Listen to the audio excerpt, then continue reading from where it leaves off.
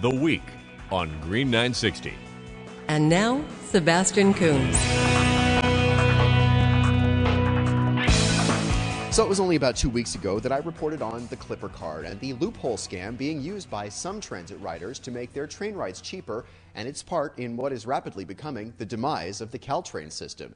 It is not the only reason why Caltrain is faltering so miserably. They've said for more than a year now that they are not able to sustain themselves on the money they make. Their funding does come from the 3 counties that Caltrain serves, and it's gone now. This summer, the guillotine will fall. But from the San Jose Mercury News, on Tuesday, South Bay leaders celebrated the news that the Federal Transit Administration recommended spending $130 million to extend BART from Fremont to the Berryessa neighborhood in East San Jose. The new 10.5-mile rail project is going to cost more than $2 billion and carry more than 22,000 riders every day, but that's when it opens in 2018.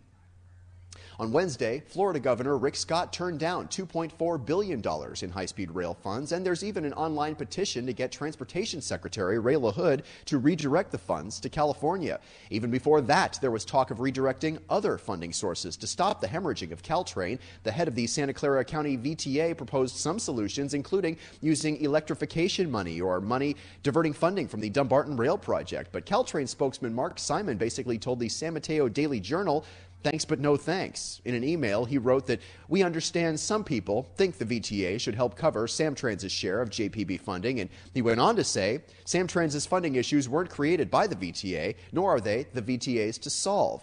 In Star Trek parlance, we often call reactions like that something of a facepalm. When Commander Data, for instance, would say something a bit moronic because he's not human and doesn't understand, Captain Picard would come in and kind of touch his forehead with his hand like that. It's called a facepalm.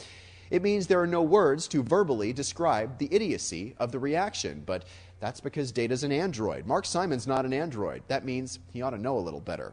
The Silicon Valley Leadership Group has even become involved, polling residents in the South Bay to see if they'd support a new fee or tax to save the system. They've also held meetings. What about a transit fee on tickets to Giants and Sharks games? What about a toll on the Dumbarton Bridge? What about a voter-approved transit tax? And then there's the guy in charge. Mike Scanlon is his name. He's the transit boss of San Mateo County. He oversees Caltrain and the Samtrans bus system too, and he does get a paycheck for each of those hats that he wears. While a recent story about Scanlon's paycheck did spark some minor outrage in the Twitterverse, it's important to note that he gets 3 separate paychecks, each for one of the hats that he wears, and the Caltrain paycheck really isn't that exorbitant at all, somewhere in the range of about $80,000 a year. And that's a remarkably small drop in the Caltrain hemorrhaging bucket.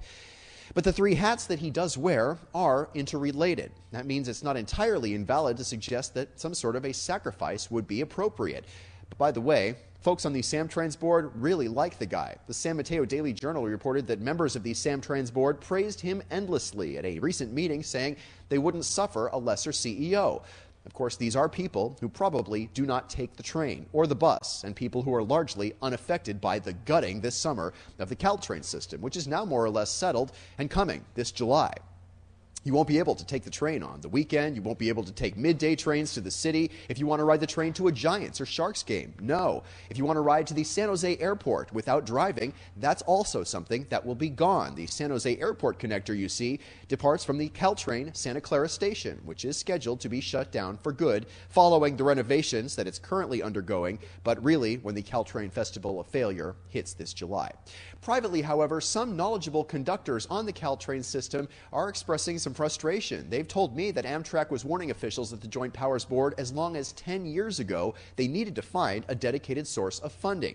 Scanlon was hired by Samtrans in 1999, so he's been around at least that long, and he did reportedly say that he's prepared to make some sort of sacrifice, even thinking if someone else could do the job better, he'd move. But if they entirely cut out and nullify Scanlon's whole $80,000 Caltrain salary, that won't really even save one train. So what can riders do? There are public meetings so officials can get input on the proposed slashing of the Caltrain daily schedule and the total shutdown of service to more than a few Caltrain stations up and down the peninsula, and the death of Caltrain service to things like Sharks games and Giants games. But at this point, pardon the metaphor, it's kind of like standing on the railroad tracks with your hands out trying to stop the oncoming train. It just doesn't make any sense whatsoever. What about Congresswoman Jackie Speer? Could she help? In case you don't know, she has had dealing with Caltrain funding issues before. They even named one of the nicer, newer Caltrain locomotives after her. It is the only such locomotive named after a person, but Speer's only suggestions at the recent Caltrain summit were partnerships between businesses like the San Francisco Giants and Caltrain. We've already been there. Can the online petition to divert other states' high-speed rail funds help? It doesn't seem likely. Those funds cannot go toward daily operating expenses or regular maintenance. They can only go to capital projects. Can they divert funds from the electrification plans or from the Dumbarton project? That sounds a bit more promising, but even in this time of severe public transit devastation, those plans also have detractors. One person told the Daily Journal electrification is vital for Caltrain's future, seeming not to understand that if Caltrain dies, electrification becomes moot. Yet that same person understands a paragraph later that if Caltrain is dead, the Dumbarton Rail project to the East Bay is also dead. There are no easy answers here, but part of the problem, it seems, has to be that the people in charge didn't get the funding source job done. This is not an indictment in particular of Michael Scanlon. He's just one member on the Joint Powers Board, and as mentioned, his salary wouldn't even save one train if it were taken away. But in general, where has the Caltrain Joint Powers Board been all these years while Amtrak is warning them about funding? Where have they been since a year or two ago when we first started hearing that Caltrain was going to fall off a cliff in a year or so? As a writer, the only change I've seen recently has been wrapping some trains in advertising for companies like Target and AOL.